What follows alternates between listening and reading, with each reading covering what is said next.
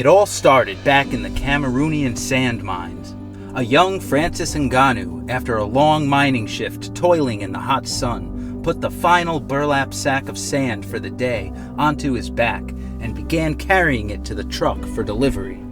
Growing up doing something like that, first of all, it had to be very difficult. Like very digging difficult. sand. Yeah. It's also, your body must develop very strong from doing something like that. At 10 years old? As he made his way up the sand dunes towards the awaiting vehicle, Ngannou tripped, sending the burlap sack hurtling through the air. Ngannou made a valiant effort trying to catch the falling bag of sand, but inevitably, gravity won that day, and the burlap sack burst upon impact with the ground, spilling the precious white gold across the landscape. Thus marked the first time Francis Ngannou fumbled the bag. But would it be his last? Retreat myself, not just to try all the time and get shame of it all the time, Yeah. you know. I retreat and don't have to deal with these people with their opinion on me. Thanks for indulging my juvenile sense of humor. This probably never happened. But then again, it's possible he dropped a bag of sand or two in his 7 years of shoveling. But we all know the story by now. Francis Ngannou, UFC Heavyweight champ, hardest punching man in the world, finishes his UFC contract with a decision win over Ciryl Gane and attempts to use his newfound leverage as champ in negotiating his contract. Francis asks for everything under the sun. He wants a massive payday, healthcare for fighters, sponsorship deals, the freedom to fight outside of the UFC, and at least 75 fancy dinner meetings. We worked with this guy for 2 years to try to get him a fight.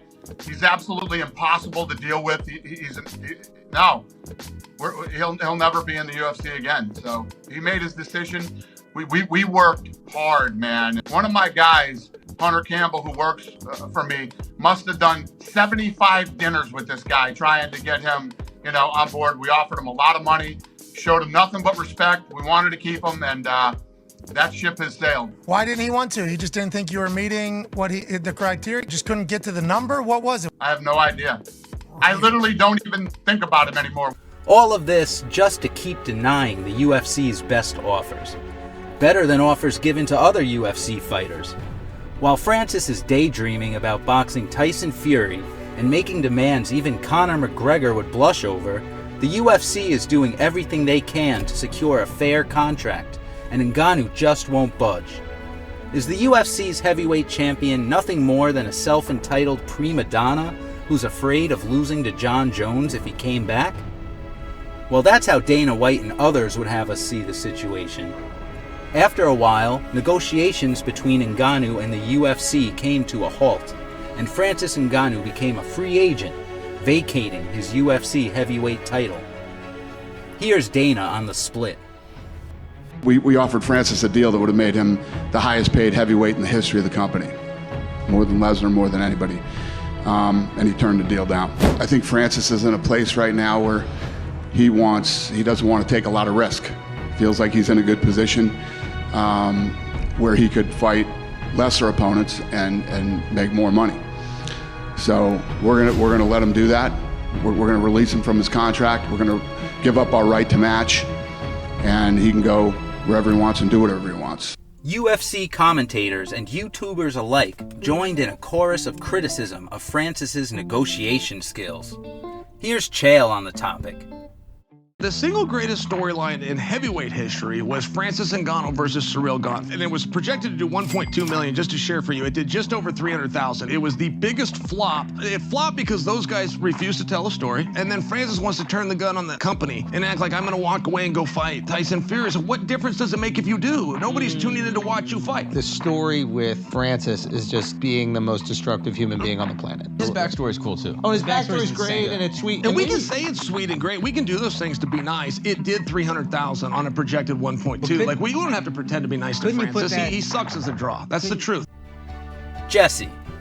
Has a little bit of information about this Francis Ngannou thing right now, okay? Because Francis's situation has gotten very precarious. There is a very different landscape right now than the last time I talked about it. I'm going to tell you guys some things.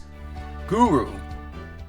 So Ariel and his team are completely coping about Francis Ngannou fumbling the bag, and they fail to admit this, and they are being really delusional about it. And I'm going to go through that in today's video and play this video in the background that you're seeing right now, the recent episode of the MMA Hour, and go through some of the moments where I disagree with them and feel like they are disingenuously coping about Ngannou's failed free agency. But before I even get into that, Brendan Schaub.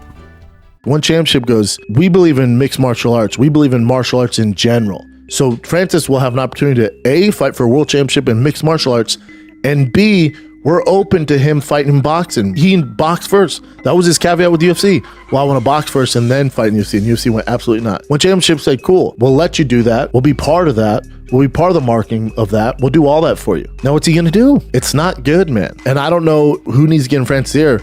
Nobody needs you. Mixed martial arts across the board, boxing across the board will be just fine. Nobody's bigger than the game. Nobody. The closest person we've ever had that was bigger than the game is Conor McGregor. He has a little more leverage than Francis, right? So for Francis, like, I don't know who you're listening to, man, but this is not going well. This has been a fucking disaster. DC. Yeah, it sucks. It sucks too because Francis was the man, right? And he leaves, and now it seems like the options are very limited because everybody...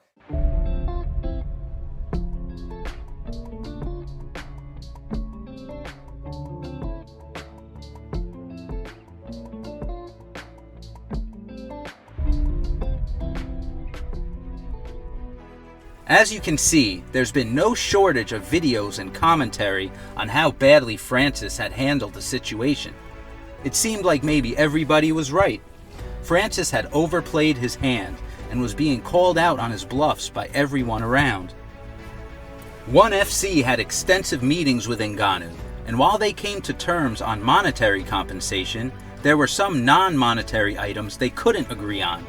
One particular request of Ngannou's seemed really outlandish. He asked for a seat on the board of directors of ONE FC. Here's what Chatri Sityodong of ONE FC had to say on the matter. I think you spoke to the Daily Star, you said he was asking for a seat on the board and he wanted $20 million.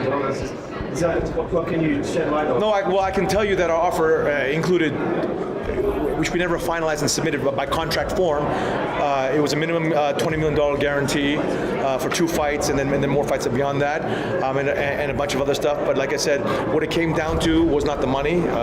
It was non-financial stuff. And again, I rather than focus on that, I'd rather just focus on, hey, look, it didn't work out with Francis, but we wish him the very, very best.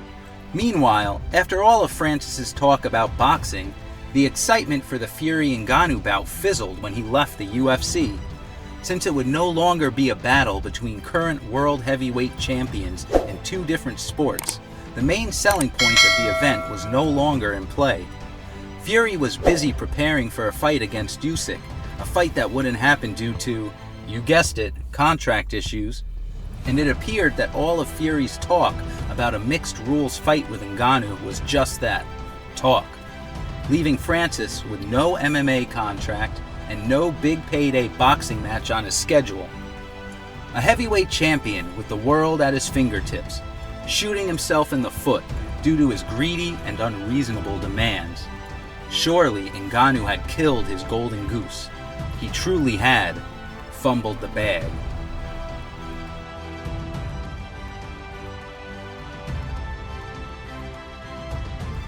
Or had he? Behind the scenes, Francis was making moves, and rumors began circulating that a deal with PFL was imminent. There's his side of the story. Let me get Francis's side of the story, right?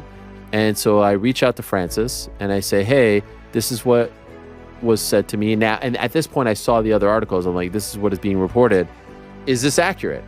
Is this what kind of happened? Francis then says, let me give you a call. Now it was like 5 a.m. over there in Vegas. I was like, all right, if you want, or we could wait, whatever. Gives me a call and we had a nice chat. Francis's side of the story is a little bit different. Basically what I could share at this time, because he was very transparent. Francis is very close to signing a new deal, and with another promotion. Ariel Helwani was one of the first to break the news and was criticized by some for supporting Francis in his negotiations and maybe even egging him on to challenge the UFC in the first place. With Francis's career dead and buried, will Ariel ever have him on again? I don't think so. Pretending the guy doesn't exist as he goes broke is a bad look, surely.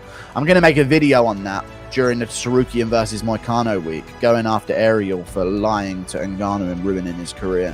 I doubt he'll ever have him on again. Maybe he will after like a year on like a slow week and just say, "What happened, man?" after he encouraged all of his actions. Well, Ngannou has already been back on Helwani's show and has announced details of his new deal with the Professional Fighters League, PFL. I thought he made an error, to be honest. I mean, he hasn't fought in a minute. They never see Francis fighting. More days go on, the less intrigue, the less care we have for Francis to go to boxing.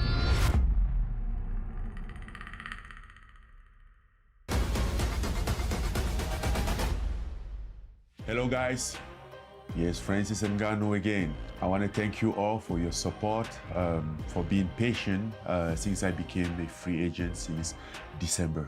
Working on a great deal takes time. I want to announce you that I'm officially partnering up with the PFL for the next step of my career, which is going to be tremendous. Ngannou's blockbuster deal with PFL is leaps and bounds ahead of what the UFC had offered him. As part of his signing, PFL is offering Ngannou a signing bonus, 7-figure guarantee for each fight, freedom to secure his own sponsors, freedom to pursue boxing as he pleases, and even his opponents are guaranteed $2 million per fight. But maybe the best part is the fact that PFL will start up an African PFL league, which Mr. Ngannou himself will be the chairman of.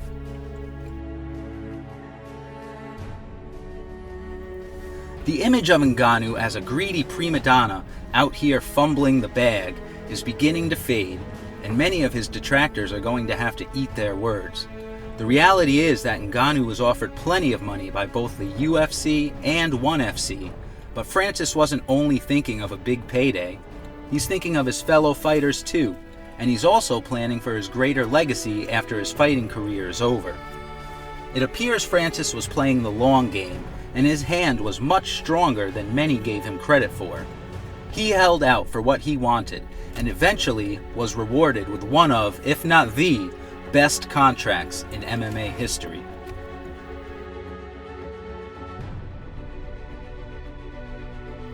Francis does have one major regret though, missing out on the opportunity to fight Jon Jones. I will always have a regret of not fighting Jon Jones. I think you know, being in the sport, being in this position, what you want to do is to test yourself against somebody like Jon Jones, who stands as a god of the sport. You can argue that to him. I will always, and still this day, I'm like, if ever there is an opportunity to fight Jon Jones, we will do it. But I don't know how. Maybe a cross promotion. I don't know. But Jon Jones is somebody that anyone that's looking to make a legacy in this sport would like to fight. For his part, Jones finds it funny that Francis is calling himself the baddest man on the planet now that he's in another promotion. But with that aside, it seems Jones hasn't lost hope to one day face off against Ngannou. With the man, the myth, the legend, I don't even need to say his name, the champ, Jon Jones. What's up? Champ, I first of all, appreciate you giving me, what, 120 seconds? 120 seconds. 120 seconds, all right, that's all we got, so we got to get right to it. All right. You know the fight they all want to see. Yeah. Francis Ngannou. Yeah. Is it going to happen? I hope so. Right now we're just training. We're training and just focusing on the things that we can't control, which is being in the best shape. And I think just me getting in shape sells the fight even more so. You know, people want to see two titans, you know, and Francis is already a titan, and I'm trying to become a titan, you know, so... Wait a minute. I want to look like a titan. Okay, that's different. I want to be the same size as this guy, if not bigger, when we get out there. Wow. So, yeah, I got a lot of work to do. Hopefully the fight happens, you know, we just got to stay focused, stay training, and just see what the UFC is going to do on their part. Dana White does not seem ready to enter into the world of cross promotions, so it remains to be seen if these two legendary warriors will ever face off in the ring. But it seems like Jones is preparing himself and continuing to pack on muscle so he can be the best version of himself, a titan, if the two eventually do face off. And on the boxing side of things, it appears a fight with Anthony Joshua won't be happening soon, calling the idea a gimmick. At this point in his saga, Francis is riding a high wave of success and can have a laugh at everybody who doubted him. But how his career in the PFL and in boxing will play out remains to be seen. By leaving the UFC, Francis left one of the oldest and largest organizations in the sport, along with all of the fierce competition that resides there. Will Francis get the same caliber of quality opponents in the PFL? If not, how will that affect his heavyweight legacy? We'll have to wait and see.